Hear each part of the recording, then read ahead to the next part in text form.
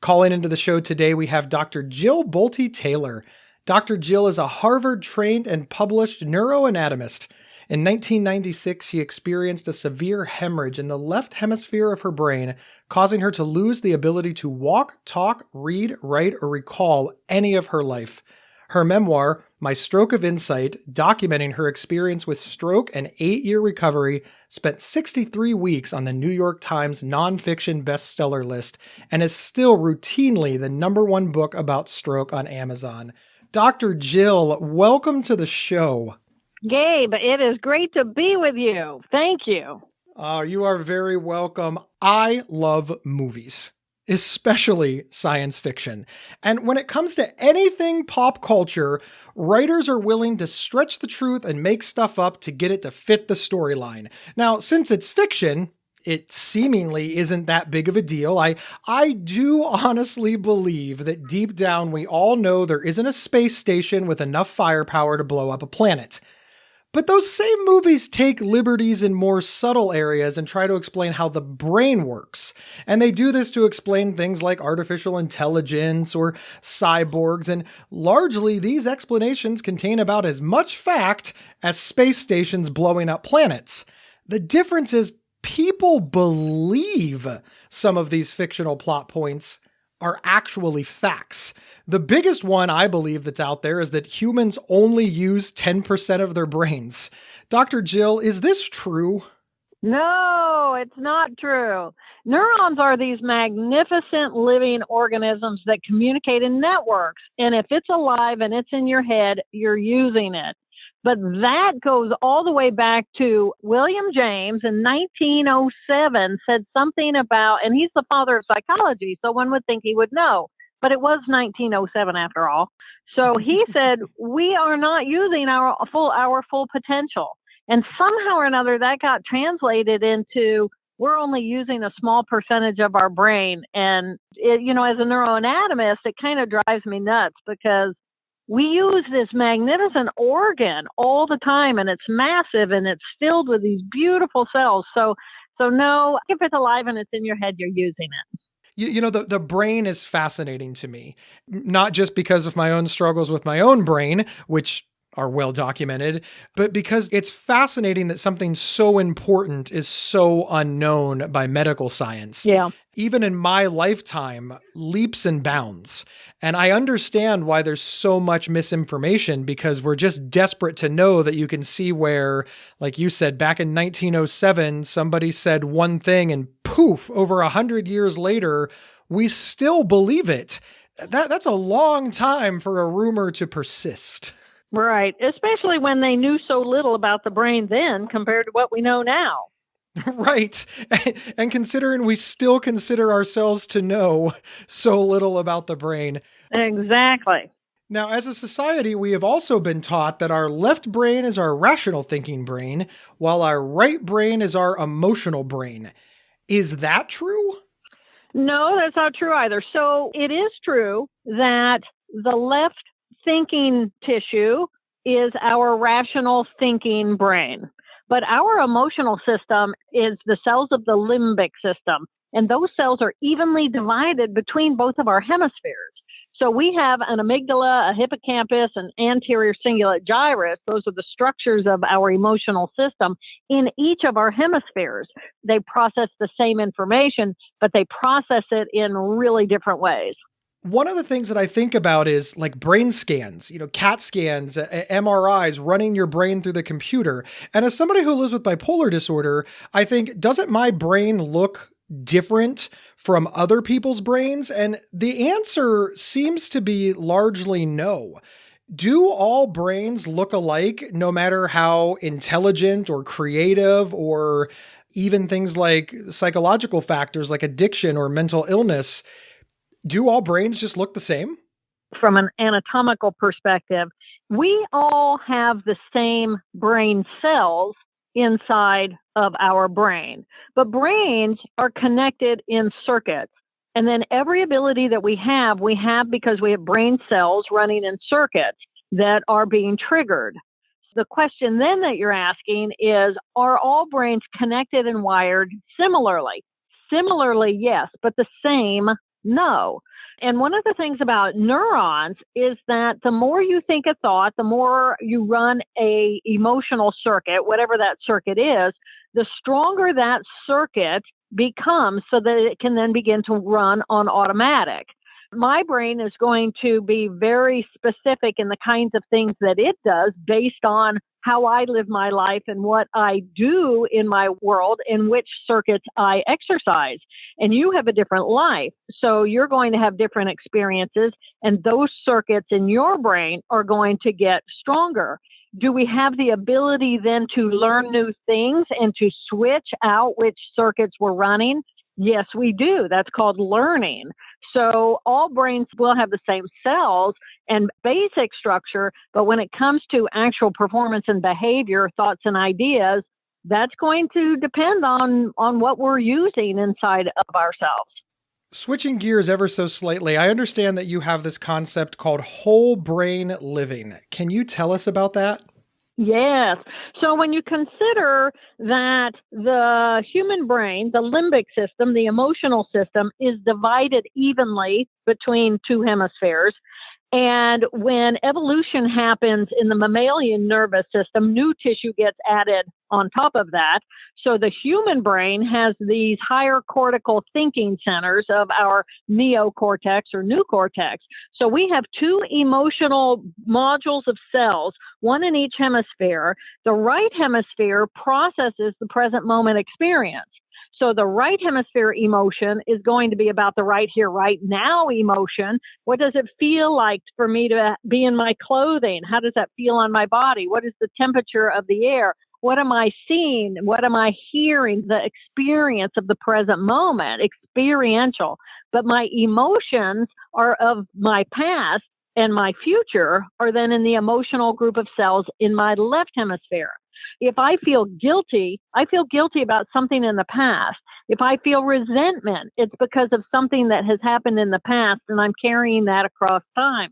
The right and left hemispheres have these two modules of emotion and then these two modules of thinking. And again, the left hemisphere thinking is that rational brain that interacts with the external world. It knows my name. It knows my address. It knows my phone number. It makes me punctual. It likes to create order. It likes to control people, places, and things. But the thinking tissue in my right brain is again of the experience of the present moment. So we have these four very different modules of cells making up our brain, and whole brain living is getting to know each of those groups of cells so that we then have the power to choose moment by moment which of those modules of cells, which of those characters, if you will, we then live our life as. So we do have control to change the way our brains work? Absolutely. It's kind of like you can know how to drive a car, but you don't know anything about the engine, right? But when you know about the engine, then you can get better performance out of the engine when you're driving it. So the same thing is going to be with your brain. Right now, you can put your mind, your consciousness in this moment in your past, and you can tell me what you had for breakfast. What did you have for breakfast, Gabe? I had a Pop-Tart, which I hope my mom isn't listening because she would just be ashamed.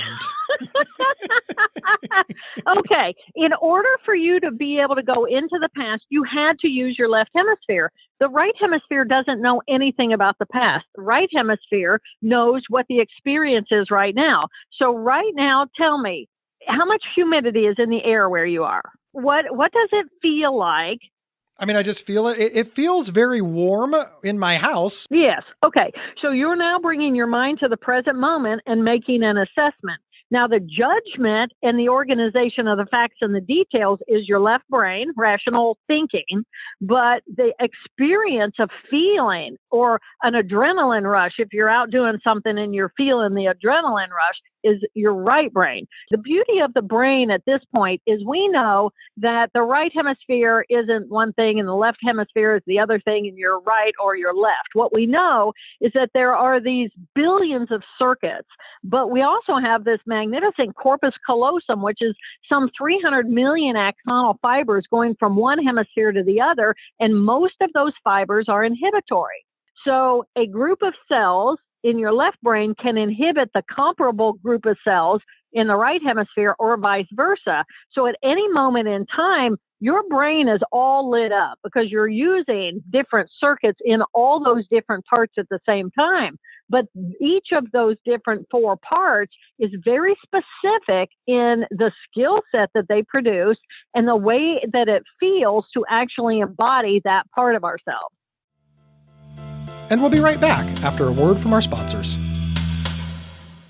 Is there something interfering with your happiness or preventing you from achieving your goals? I know managing my mental health and a busy recording schedule seemed impossible until I found BetterHelp Online Therapy. They can match you with your own licensed professional therapist in under 48 hours. Just visit betterhelp.com/psychcentral to save 10% and get a week free. That's betterhelp.com/psychcentral. Join the over 1 million people who have taken charge of their mental health. Hey everyone, my name is Rachel Starr Withers, and I live with schizophrenia. I'm also the host of Inside Schizophrenia, a podcast that dives deep into all things schizophrenia, featuring personal experiences and experts to help you better understand and navigate schizophrenia. Inside Schizophrenia is a Psych Central and Healthline Media podcast, and we're available right now on your favorite podcast player. Check us out.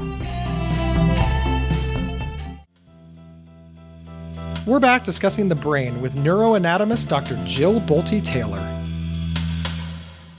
It's incredible to consider how all of this works because our brain is the epicenter of what makes us people.